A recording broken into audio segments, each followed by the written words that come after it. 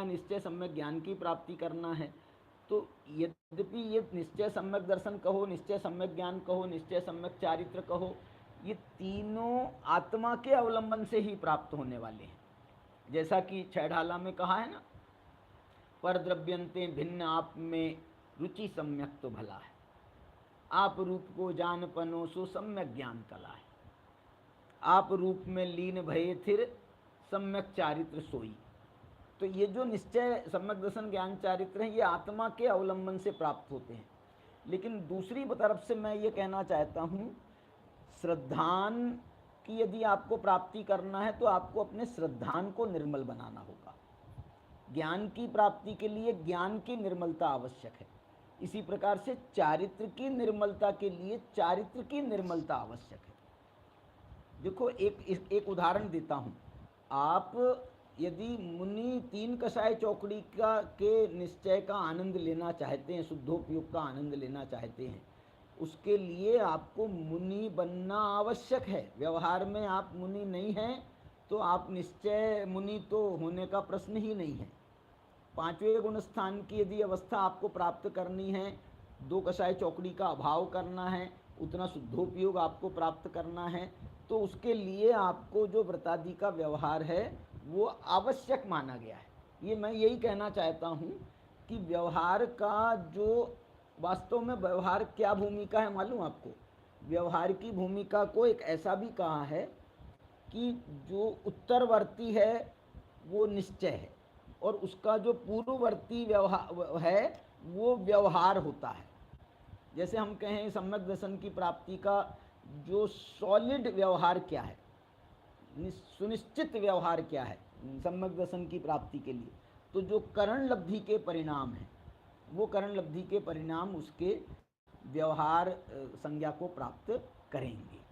व्यवहार सभी कहलाएगा, लेकिन इस व्यवहार में कौन सा व्यवहार का कौन सा लेवल है वो हमको देखना पड़ेगा।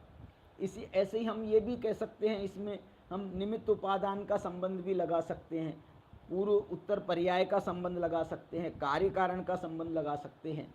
ऐसे जो हैं व्यवहार के जो रूप बनते हैं उन सब की बात मैंने इस 8वीं गाथा के माध्यम से आपके सामने रखने का प्रयास किया है कि ये यहाँ तो एक बात की मुख्यता दी है वक्तव्य और अवक्तव्य की, लेकिन इन सब ये जो है एक उपलक्षण है, इसके माध्यम से हमको व्यवहार निश्चय के और भी जो स्वरूप हैं उन सर्वत्र हमको इसका निर्णय करना चाहिए। और जो है हमारे को हम सबको निश्चय सम्यक ज्ञान, निश्चय सम्यक चारित्र की प्राप्ति हो, इस दृष्टि से ये आज की 8वीं गाथा की जो चर्चा है उसको मैं पूर्ण करता हूँ। अब इसके बाद में हम 9वीं 10वीं गाथा, ये दोनों संयुक्त गाथाएं हैं, दोनों की चर्चा। अब यहाँ भी एक प्रकार से एक व्यवहार बताने वाले हैं। एक यहाँ पर तो एक ये भोलेपन का व्यवहार बताया था, अज्ञानी के को व्यवहार बताया था। अब वहाँ पर जो है श्रुतकेवली को का व्यवहार निश्चय उसका संबंध बताने वाले हैं। वो भी एक माने अनेक प्रकार से उदाहरण देंगे ना। निश्चय व्यवहार ये एक चैप्टर है, उसके ये दो एक उदाहरण हैं, ये एक्सरसाइज आचार्य ने करके दी है। अब इसके अलावा आप 50 एक्सरसाइज इसकी बनेंगी जिनको आपको अपने स्वरूप, उसके वास्तविक स्वरूप के साथ में उसका जो फार्मूला आपको समझाया गया है उस फार्मूले से आपको उन सब प्रश्नों के हल निकालने होंगे। ऐसा इसका वास्तव में स्वरूप है और इसकी आगे चर्चा अपनी जारी रहेगी। आज की चर्चा को यहीं पर विराम देते हैं। 8वीं गाथा का एक बार पाठ करते हैं। जहन विसक मणज्जो अनज्य भासम विना दुगाहे दुम तह व्यवहारेण विना परमत्थुवदेशन मसक्कम।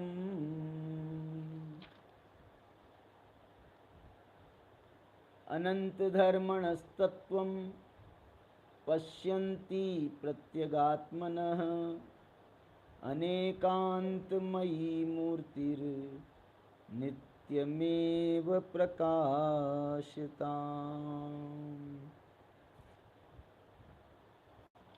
जय जिनेन्द्र।